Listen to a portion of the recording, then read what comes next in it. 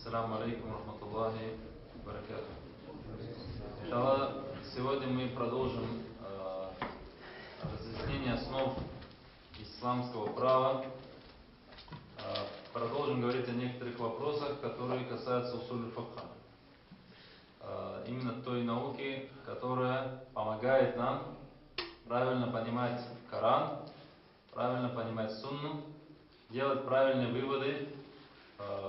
И, по крайней мере, даже если, может быть, пройдя или прослушая некоторые из этих лекций об усуль фикхе, мы, может быть, не сможем сами толковать Коран или сами толковать Сунну, но, по крайней мере, мы будем знать, что это не такое простое дело, и будем знать, что это большая ответственность, и это сложная работа. И также мы будем понимать, что те ученые, которые развивали эту науку, прилагали большие усилия и сделали много большого труда, за что, конечно же, заслуживают уважения и благодарности. Да будет доволен Аллах Субхану ва Тааля всеми учеными, которые сохранили для нас эту религию и развивали эти науки, которые сохраняют на самом деле религию. Действительно, религия, она, конечно же, сохранена в Священном Писании Корана. Но то, как мы ее понимаем, то, как мы ее практикуем, то, какому пониманию религиозному мы следуем, здесь, конечно же, большую заслугу имеют ученые, которые сохраняют для нас правильное понимание религии. А первыми учеными, конечно же, был сам пророк Мухаммад, алейхиссалям, и его сподвижники. Да будет доволен ими всеми Аллах Субхану ва Тааля.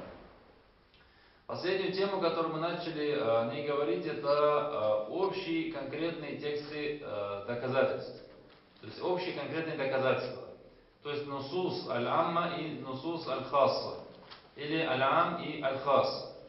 Аль-ам, то есть общий, и аль-хасс, общий или собирательный, да, как некоторые называют. И аль-хасс, то есть конкретный.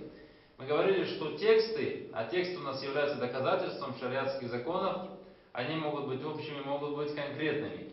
Мы сказали в прошлый раз, что любой текст понимается изначально как общий, и его конкретизация должна быть доказана. То есть общий смысл не доказывается, его не нужно доказывать, а любой текст понимается в общем смысле, то есть в обобщенном, в собирательном, скажем так, смысле, а конкретизация должна быть доказана. Мы также говорили, что есть определенные условия.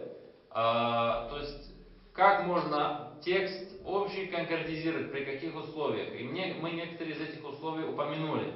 Одно из таких условий, чтобы и общие конкретные доказательства, чтобы они пришли в одно и то же время, либо время близко друг от друга. Также мы сказали, чтобы общее доказательство конкретизировать конкретным доказательством, эти доказательства должны быть равны по силе, равны в доказательной силе. И мы там приводили некоторые примеры с вами. У нас даже, помню, возникали некоторые вопросы. Хорошо.